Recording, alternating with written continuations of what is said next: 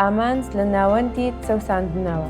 هەرچەندە چاوساندنەوە هەمیشە بە ئازارە، بەڵام پێویستە داوا لە خودا بکەین کە تواناکمان بەکار بهێنێت بۆ ئەوەی ئەوانی دیکە بەرەو بەوەڕهێنان بە یەزدان عیسای مەسیح بەرێت. جارێکی تر دەبینین ئەم بنەمایە بە شێوەیەکی زۆر توکمە لە ژیانی ستیفانۆس و ئەوانی دیکە خراوەتە ڕوو کە جۆرێکی نائاسایی چەوسانرێتەوە. بێگومان ستیفانۆس ژیانی خۆی بەخشی، بەڵام کاتێک لێرەدا چیرۆکەکە دەخوێنینەوە بەر بە شاوڵی چەوسێنەر دەکەوین. کتێبی کردار بەشی 8 ئایەتەکانی 1 حتا 3 دەخوێنینەوە. شاول بە کوشتنی ستیفانۆس رازی بوو. دووبارە باس لە ستیفانۆس دەکەین، ئەمە تەواوکەری چیرۆکەکەیەتی. ستیفانۆس لە بەرامبەر هەموو خەڵکیدا شەهادەت دەهێنێت. باسی چیرۆکێکی نێو پەیمانی کۆنی بۆ کردی و دوای ئەوە ڕوبەڕوویان بووە لەبەر بیر و باوەڕیان. بۆیە هێریشیان کردووە سەری و بەردەباریانیان کرد. لۆقا باسی ئەم چیرۆکەمان بۆ دەکات لە سەرەتاکانی کرداران بەشی 8. شاول بە کوشتنی ستیفانۆس رازی بوو. هەر لەم ڕۆژەدا کلیسا لە ئۆرشەلیم تووشی چەوساندنەوەیەکی توند هات. هەموو بە ناوچەکانی یەهودا و سامەرەیدا پەرشوپڵاو بوونەوە. نێردراوان نابێت. وەرن با خاڵێکی گرنگ ڕوون بکەینەوە، ئەوسا بەردەوامی بە چیرۆکەکەی بدەین. هەموو جگە لە نێردراوان ئەوانەی دی کی بوون ئەگەر خوێندنەوەیەکی ڕۆکەشانەی بۆ بکەین و تێدەگەین کە هەموو باوەڕدارەکان بێجگە لە نێنراوەکان، بەڵام بە ئەگەرێکی زۆرەوە ئەمە وا نەبوو پێم وابێت تەنها بەڵام بە ئەگەرێکی زۆرەوە ئەوە وا نەبووە پێم وابێت تەنها 6 پیاو بوونە. ڕەنگە کەسانی دیکەش هەبوو بن، بەڵام 6 کەسی سەرەکی بوونە. ئەمە 6 کەسش ئەوانە بوون لەگەڵ ستیفانۆسدا دامەزرێنران. ستیفانۆس کە بەردەباران دەکرێت و دەکوژرێت.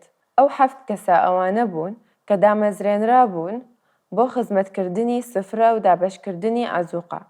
ئەمانە ئەو 6 کەسە دوور خرانەوە و نێردراون مانەوە. تێبینی دەکەین کە خەڵک سەرەتا هەر لە ئۆرشەلیم مانتەوە و ژیاون. خەڵکی هێشتا نەگەڕانتەوە نیشتمانەکانیان لە ئیمپراتۆری ڕۆم. ئەم دێرانە دەخوێنینەوە. هەندێک پیاوی لەخواتر ستیفانۆسیان ناشت و پرسەیەکی باشیان بۆ دانا، بەڵام شاول دەستی کرد بە لەناوبردنی کلیسا ماڵ و ماڵژن و پیاوی ڕادەکێشا و فرێدەدان زیندان، واتە چەوساندنی لە ترۆپیکدا بووە. نەک بەس تەنها دژ بە ستیفانۆس و ئەوانی دیکە نێردراوان، بەڵکو دژ بە هەموو باوەڕدارانی ئۆرشەلیمیش. بەڵام ئەمە بەرەو بابەتی دووەممان دەبات کە زۆر گرنگە و باسی فیلیپۆسیشی تێدایە. ئەم وشانە دەخوێنینەوە. ئەوانە پەرشوبڵاو ببوونەوە. دووبارە لێرە بە ئەرکێکی زۆر و ئاماژە بۆ ئەو 6 دەکات. باسکران ئەوانەی دامەزرێنرا بوون بۆ گرنگیدان بە بێوەژنە یۆنانیەکان. ئەوانە پەرشوبڵاو ببوونەوە دەگەڕانە و مزگەنێکی پەیمانی خودایەوە بڵاو بوو. فیلیپۆس بەرەو شاری سامێرا چوونە خوارەوە. لێرەدا بەردەوامێکی گرنگ بەدی دەکەین، چونکە ستیفانۆس هێشتا شەهید نەکراوە. ئەوانی دیکە پەرشوبڵاو بوونەوە ئەو 6 کەسە. ئەمە مانای ئەوە نییە کەسی دیکەیان لەگەڵ نەبوو بێت، بەڵام ئەم 6 کەسە بە شێوەیەکی سەرەکی ئەوان بوون کە دەجوڵانەوە. ئەو کەسەی دیکە کە لەگەڵیان باسی کراوە فیلیپۆس بووە. واتە فیلیپۆس لە نێو ئەو 6 کەسە کۆچەریە بووە و بەرەو شاری سامێرای شۆر بووە خوارەوە. لەوێ مزگەنی مەسیحی بە خەڵکەکە ڕاگەیاند. 6 خەڵکەکە بە یەک دڵ گۆیان لەوە دەگرت کە فیلیپۆس دەیگوت. کاتێک ئەو نیشانەیان دەبیست و دەبینی کە دەیکردن، هەمان ئەو هێز و توانایان هەبوو کە ستیفانۆس هەیبوو. ڕوحی پیسیش لە زۆر کەس لەوانەی تێیان بوو بە دەنگی بەرز هاواریان دەکرد و دەردەچوون. زۆر گۆچ و شاڵیز چاک بوونەوە. با بزانین تیرۆکەکە بەکوێ دەگات و بە ئەم مەبەستە دەبێت بچینە سەر بەشی 11. ئەوەی بە دوای ئەم چیرۆکەدا دێت ڕۆیشتنی فیلیپۆس بۆ سامێرا. ئەم ڕووداوانە پەیوەندیان بە پۆلس یان باشترە بڵێن بەشاولەوە هەیە. هەروەها لە بەشی دەی چیرۆکێکی سەرنجڕاکێش بەدی دەکەین دەربارەی پەتروس و کێرنیلۆس، بەڵام چیرۆکەکەی ئێمە لە بەشی 11 ژمارە 19 بەردەوامی هەیە و لۆقا دەگیرێتەوە. ئینجا ئەو کەسانەی بەهۆی ئەو چەوسانەوەیە بەسەر ستیفانۆس داهات پەرشوبڵاو ببوونەوە، پەرینەوەی بۆ فینیکیا و قوبروس و ئەنتاکیا. باسی پەیامی خودایان بۆ کەس نەدەکرد بۆ جوولەکە نەبێت، بەڵام هەندێکیان خەڵکی قوبروس و کۆرین بوون. کاتێک هاتنە ئەنتاکیا قسەیان بۆ یۆنانیەکان دەکرد و مزگەێنی عیسای خاوەنشکۆیان دەدا. هۆکاری ئەوەی کە ئەم ئایەتەمان خوێندەوە لە بەشی 11 دەربارەی پەرشوبڵاوبوونەوەیان، ئەمە دەردەخات ئەوەی چیرۆکەکە بەردەوامی هەیە و ئەم پیاوانە مزگەێنی عیسای مەسیحیان دووتر برد لە سامیرە. سەرنج بدەن جوگرافیای ڕووداوەکان چیرۆکەکە ڕوون دەبێتەوە لە کتێبی کردار، بەڵام کاتێک ڕوحی پیرۆستان دێتە سەر هێز وەردەگرن، ئەو وتەیە سەرەتا تەنها ئاراستەی نێردراوان کرابوو، بەڵام ئەگەری هەیە ئەم 6 کەسە لەوەی ئامادە بوو بێتن و لە عیساوە گوێیان لێبوو بین، یان باشترە بڵێن 7 کەس کە دواتر دامەزرێنرا و بۆ من دەبنە شایەت لە ئۆرشەلیم. ئەمەمان بەو چاو خۆمان بینین هەموو یەهودیە. ئەم شەمان بینی لە کتێبی کردار و سامیرە. ئەمەش بەدی دەکەین لای فیلپۆس، دوای ئەمەش تاکو ئەو پەری زەوی. ئەمەش ئەوەیە کە لە بەشی 11 دەستمان بە خوێندنەوەی کردو. دەگەڕێینەوە بۆ ئەم دۆخە تایبەت، ئەوەی کە عیسا دەیوت ڕوودەدات لە ڕوودان دابوو. ئەم پیاوە مزگەێنی و هەواڵی خۆشیان دەبرد تا ئەو پەری گوێی زەوی.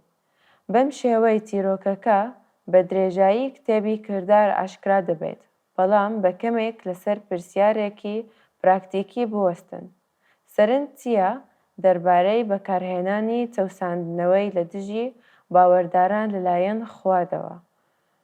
ڕەنگە لە ژیانی تایبەت خۆتە بۆ گەیاندنی موژدەی ئینجیل بە زووترین خەڵکی بنەمایەکەی ئێمە باس لەوەی دەکات کە ئەم پیاوانە بەهۆی چەوساندنەوە پەرشوبڵاوبوونەوە و موژدەی ئینجیلیان بردە ئەو پەری گوێی زەوی.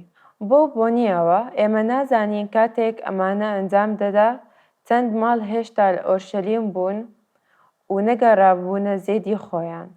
لە ناوچەی جیاوازەکانی ئیمپراتۆری ڕۆم لە قۆناغێکدا ئەو هەزاران خەڵکی لە مسر و ئەو سەری ئیمپراتۆریەتی ڕۆمدا کە هاتبوون، گەڕانەوە نیشتیمانی خۆیان و ئەوانیش دەستیان کرد بە بڵاوکردنەوەی موژدەی عیسای مەسیح.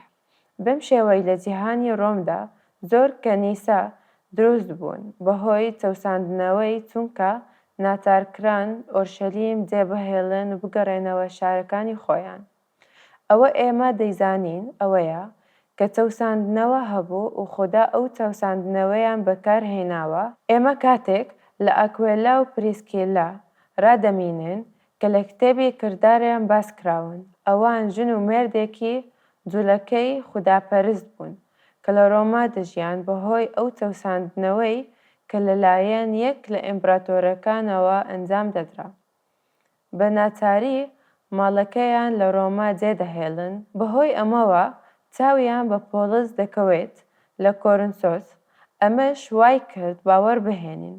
دوای ئەوە بۆ ماوەیەکی لەگەڵ پۆلس گشتیار دەکرد.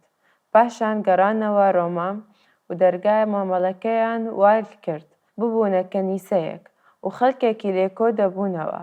ئەم بابەتە لە کتێبی ڕۆما بەشی 16 باس کراوە. خوددا چەوساندنەوەی بەکارهێنا بۆ بڵاوکردنی موژدەی عیسای مەسیح.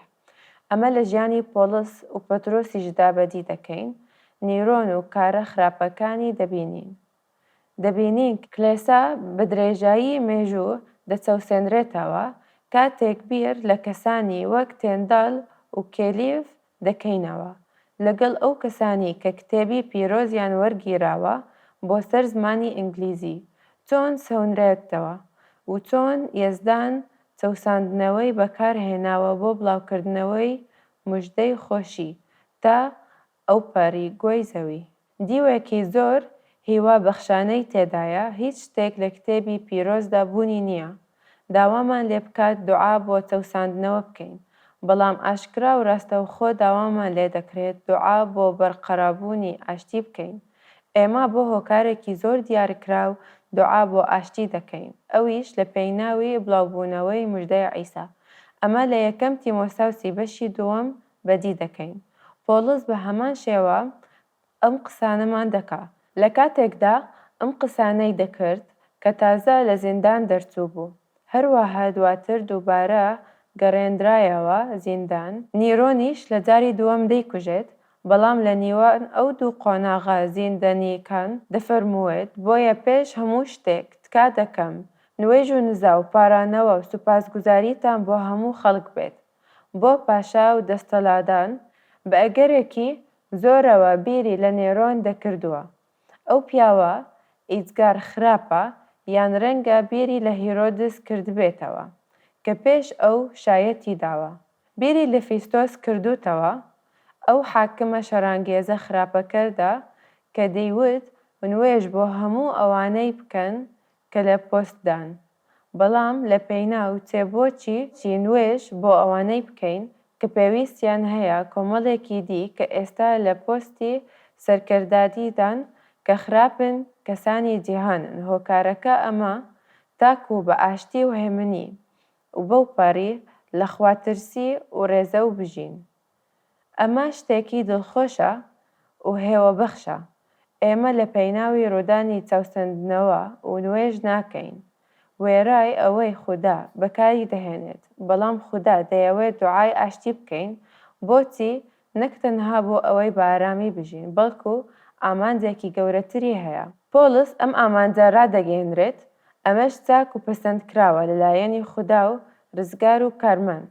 ئەوەی دەیەوێت هەموو خەڵکی ڕزگاری بێت و بەرەوە نەئاسایی ڕاستی بێن. زۆر کات دەبیستین کەلیسا لە کاتی چەوساندنەوە گەشە دەکات و فراوان دەبێت. ئەمە ڕاستیە و بگرە زۆر ڕاستیشە. ئەمە ئەوە بوو کە لە ئۆرشەلیم و سامیرا و ئەنتاکیا ڕوویدا کاتێک چەوساندنەوە هەبوو.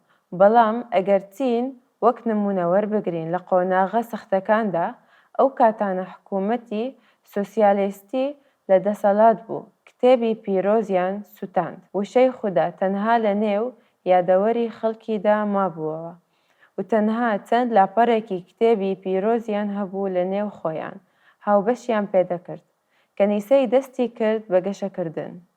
ئەی چی ڕوویدا کاتێک ئاشتی ڕووی لە چین کرد؟ کەنیسە زیاتر درێژی بوونە. بڕوانە ئەمڕۆ چی ڕوو دەدات؟ یەکێک لە خێراترین بڵاوبوونەوەی باوەڕدارەتی لە چینە. ڕاستە کلیسا لە سەروبەندی چەوساندنەوە گەشە کرد، بەڵام کاتێک ئاشتی دێتە ئارەوە، کلیسا بە جۆرێکی گەشە دەکات کە ناتوانێت تەسەووری بکەین. هۆکارەکەی ئەوەیە کە خودا ئاشتی زیاتر لە چەوساندنەوە بەکاردەهێنێت بۆ فراوانکردنەوەی کەنیسا. بەڵام بنەمایەکی ڕابمێنین، هەرچەندە چەوساندنەوە هەمیشە بە ئازار، بەڵام پێویستە داوا لە خودا بکەین کە توانەکانمان بەکاربهێنێت بۆ ئەوەی ئەوانی دیکە بەرەو باوەڕهێنان بە یەزدان عیسای مەسیح بەرێت.